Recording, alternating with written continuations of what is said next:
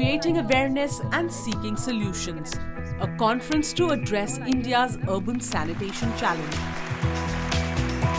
The whole idea of, having good sanitation in India, and now that the government is taking part actively in this entire thing and they are looking at different ideas from different people, the only thing I can say is that all of us have to come together to get good solutions, indigenous solutions in the area of sanitation in this country.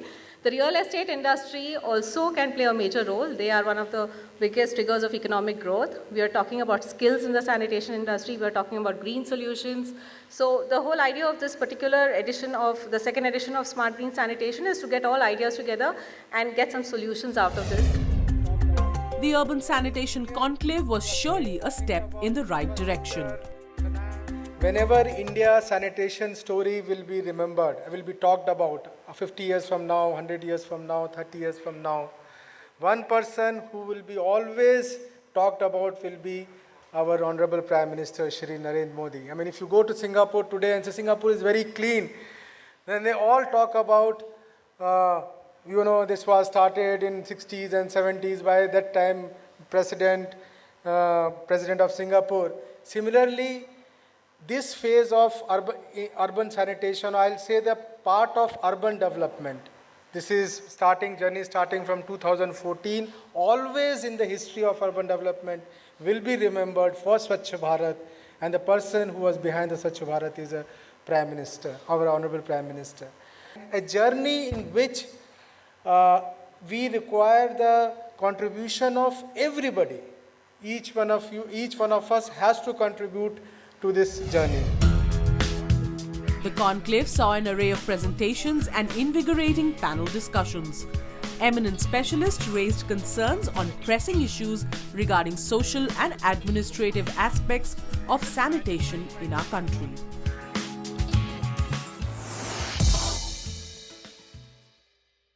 What are the roles that you are doing to push through this agenda of sanitation and waste management in a large way through large group of developers NAREDCO is leading? Brigadier. We are trying to encourage these developers to adopt the modern sanitation facilities which are available today in the market, because the old system is of course working but not as foolproof, as efficient, as good as the new system which has come in with the market and which are more popular. So basically we are trying to impress upon the developers that they should try to use the new system of development like STP, etc., which is there, and at the planning stage itself, take care of that when a society or when a group of housing are developed, they have all these facilities inbuilt in the system so that the minimum wastage takes place, proper segregation of both solid and liquid waste takes place. Rohit, actually Ashiana is a good example of wherever you are done, whether you are done Bhiwadi initial one plus subsequently Calcutta and other projects there. How exactly have you been able to during the planning and construction stage, and the post-occupation and the running of the colonies of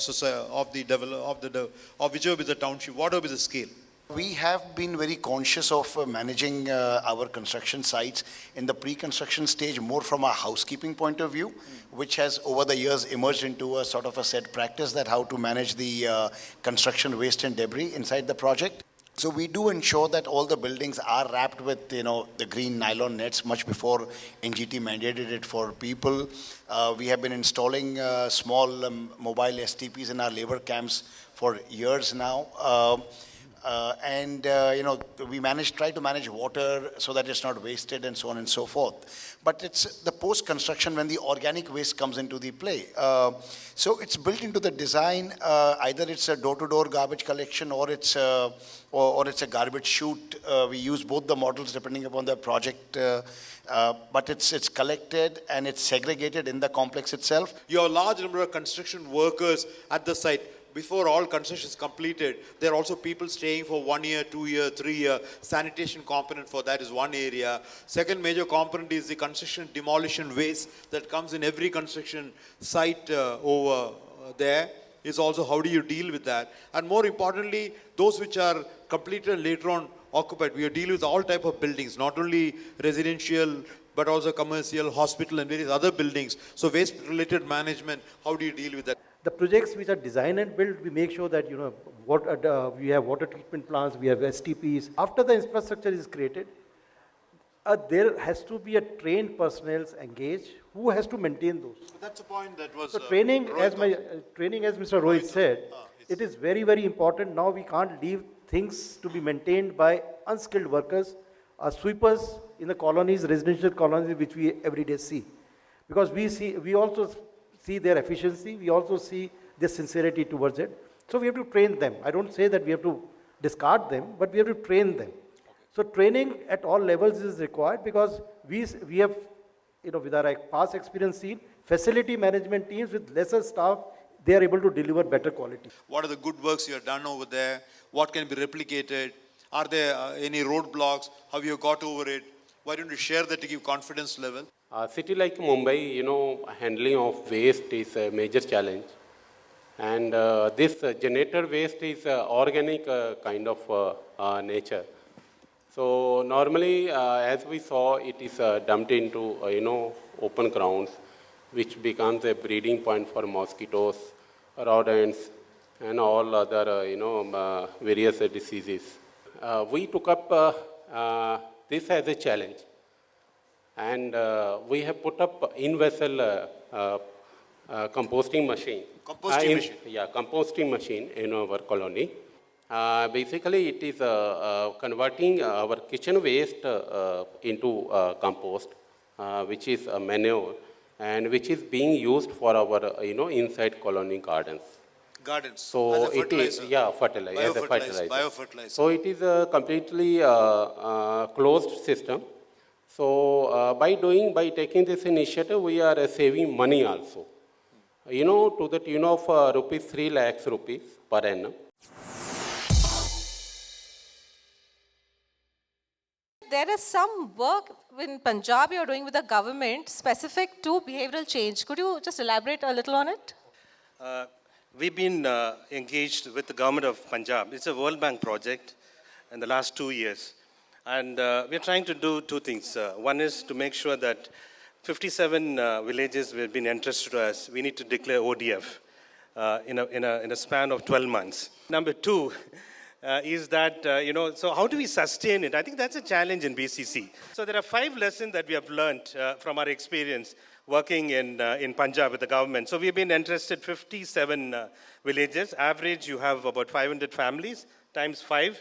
And number one is that, like I said, it's a process. It takes a lot of time. The first thing that we did was, we started what we call as morning vigil. So 5:30 to 6, when people are going to go and open defecate, our guys used to follow them. Just imagine, 5:30 in the morning. It's not a good thing to follow someone else, right? So the men will follow the men, the women will follow the women. So we have a committee, we set up a committee. And what we realized there was that, it's easy to do all this mapping and triggering exercise, but at the end of the day, the challenge is we need to provide the facility. Again, another second lesson we have learned is that out of 57, 15 villages have been declared ODF free as on yesterday. The question is, how do you sustain it? The third important lesson we have learned is you need to engage the community at all levels. Community has to be engaged from day one. The communication hub, which you're associated with, is entrusted with running the national communication strategy for urban sanitation, right?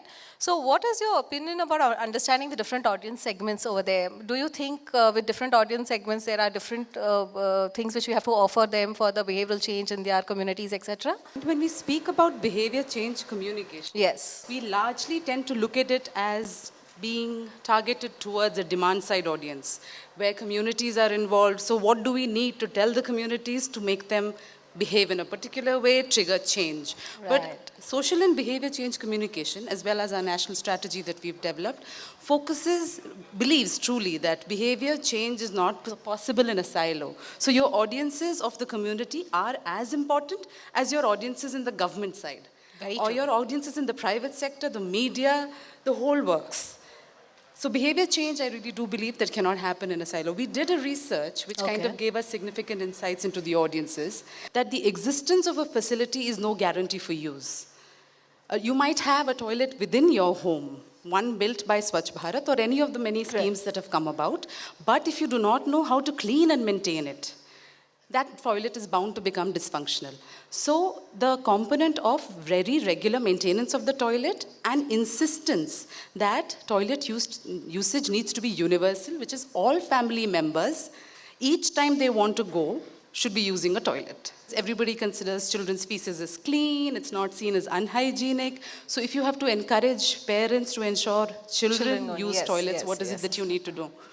A primary reason, for example, why children defecate probably in nalis outside homes is so that they are within the sight of the caregiver.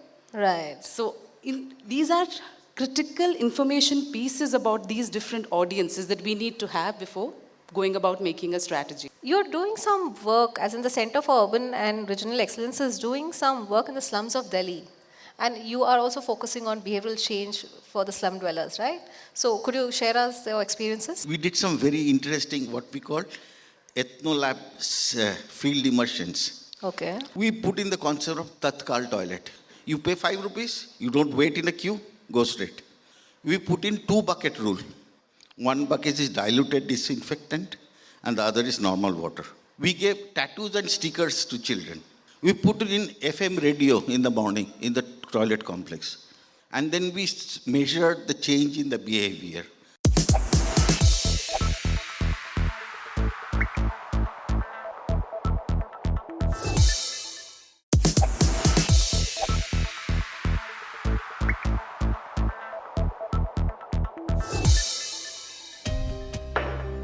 With an aim to blaze new thought processes and ideas on safe and secure sanitation, the Urban Sanitation Conclave left no stone unturned to drive home this point.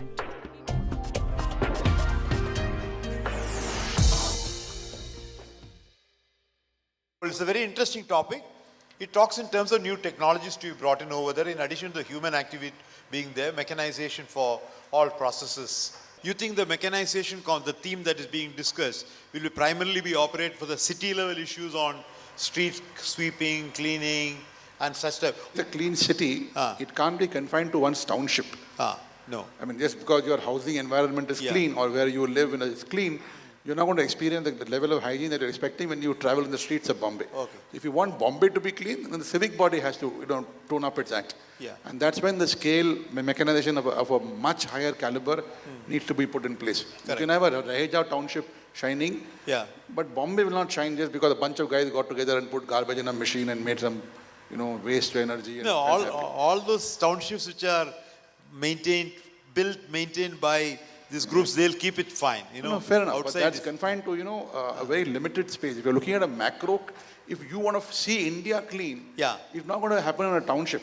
No, it's got to be happening when you drive back from the airport to your house, you need to see it clean. Absolutely. Dr. Chandrasekhar, having been a practitioner and having a lot of technologies on the automation and mechanization side, try to give a balanced view of both, where this only will work, where the other end of human scale will work, and where a balance will require both. So I know I can expect that answer from you.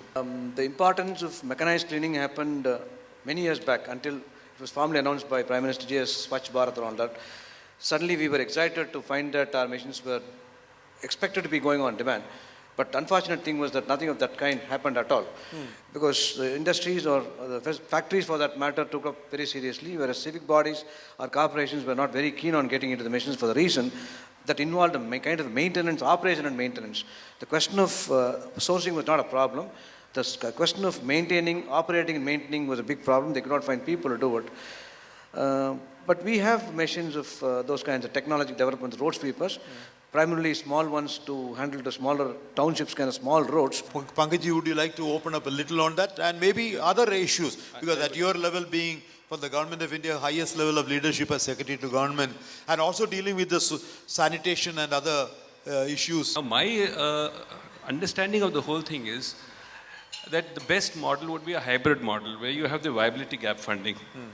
See, PPP in a situation of these smart cities would be very important. Now, I'll tell you why. Because the private sector has better management, they have better skills, better technology brought in, and they don't carry a baggage of large number of personnel, the so-called Safai Karamcharis. They can look into new technologies, which is very difficult for the government to bring in, because there's a long system of choosing which type of technology. Procurement policy, tendering, It takes a year or 2 years, and the private sector is much faster in that, let's admit it. Yeah. So whereas, the government can provide the viability gap by a PPP model. Now, you must remember that revenue streams the world over on urban sanitation are not adequate, whether it's water or it's sanitation. So some kind of viability gap funding is absolutely a must, unless you are able to attract venture capital. Where do you see, sir, since you know the whole country's map on sanitation and waste management and sewerage and all that, mechanization role, and where it's must and where it can be done dovetailing with along human resource? I think we are progressing and it has to be done sooner than later. Okay, good point. It's a requirement as per the law also. But I put forward to you, there is another issue which is again related to behavior change. Behavioral change. Yeah, because mechanization supports a reasonable expected level of waste or dirt or whatever it is in a given length of the system. You cannot have a mechanized system suddenly confronted with a huge stack of C&D waste and other things. It will fail immediately. Oh, good point. Shivani, please tell me that how much has media influenced this Swachh Bharat mission movement? You think it's catching up because of media's involvement, media pushing about it? Somewhere they're thrashing it, somewhere they're complimenting it. But does that help to keep that entire mission in news? See, sanitation, if you ask me, is the biggest story we have right now. Correct. That is because of two reasons. One is that it is the biggest challenge our cities are facing right now. With the growing urbanization, sanitation is not just a civic challenge. It is a crime story. We hear about women who are forced to defecate in the open. How they become vulnerable to sexual crime. But I would say that with the Swachh Bharat Abhiyan, now the issue of sanitation, which did not get the attention it had deserved earlier, it's now come into public discourse. I'd like to now ask Obaid Siddiqui, who's also a professor with the Jamia University, his opinion on this subject of sanitation and media. It is a multidimensional issue, and there are several things which are attached to this issue. And they can be highlighted, and people can be sanitized about it, that how important sanitation is in our daily lives. But unfortunately, there is one thing, and I feel it very strongly, that media is very obsessed with political news. Correct. This is I was coming the to main that. reason. And they tend to ignore developmental stories. And there are very few newspapers which deal with developmental issues. I think that the regional media or language media can play a much bigger role as compared to English media, because how many people can read or understand English in this country? The government is spending now quite a lot of money on advertisements, I see, in newspapers as well as on television, etc. But instead of making poor advertisements, in terms of quality, what the government should do, that it should sponsor certain programs, on television in particular. Pao, do you have anything to say on this? Yes, here just two things. One, I'm not able to read these local newspapers, but I've been in India for many years now, and my opinion, what I have realized, that there is a huge dichotomy.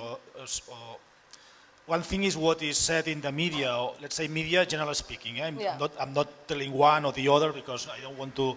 But what is said in terms of the number of toilets or the number of programs, one that is very nice, but when you go to the field, because I also go to the field, sometimes this doesn't exist. So what my opinion is that there is a huge gap, or a gap between the aim of the country, which is fantastic, because I have not seen this in any other place in the world, this aim of sanitation. Things wants to be changed, and everybody is pushing, but still sometimes the reality is not there. No? So that is one of our main concerns. I think Krishnan will be able to tell us about the citizens' response, especially because now you're taking your sweepers on the road and all. So could you just elaborate on what kind of response you got from the citizens of Pune? Well, in Pune, the citizens' response has been good. The municipal solid waste management rules have been there since 2000, and all the rules that are stipulated in that have not been followed in full. Media is playing a very great role in highlighting the issues. Media is not criticizing about garbage. Please don't mistake the media when they write articles about solid waste or sewers and all those things. What they are doing is they are highlighting. What happens after they highlight it? There should be action. There is no action from the municipal corporations in India. The event ended on a high note with the felicitation ceremony, an effort to recognize exceptional work done by individuals, organizations and experts towards creating a Swachh Bharat. Urban Sanitation is proud to present the award to Rachin Sharma of the Hara Bhara Gurgaon Group.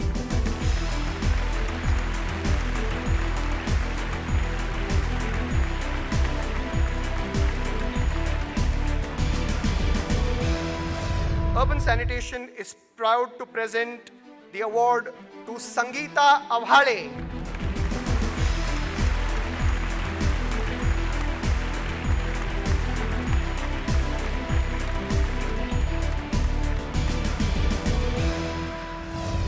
Urban Sanitation is proud to recognize Saurabh Suman and his friends and their startup.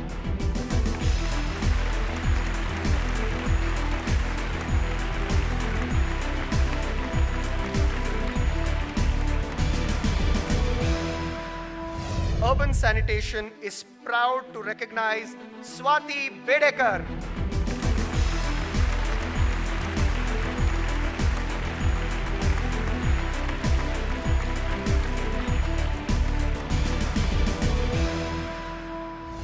Urban Sanitation is proud to recognize Tushar Kadam of Young Sutra for the Think Before You Throw campaign.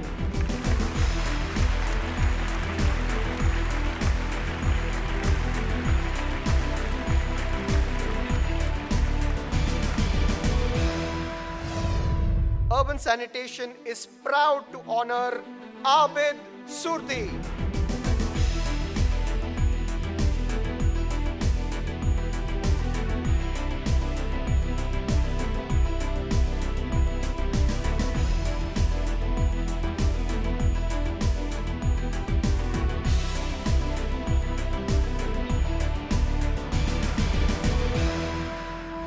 It's an extremely bold step that has been taken to promote the knowledge of sanitation, promote the technology involved in sanitation. Such conferences, such events allow us to say our bit, to showcase what we've done, and to also garner support from all stakeholders who will contribute to a cleaner India.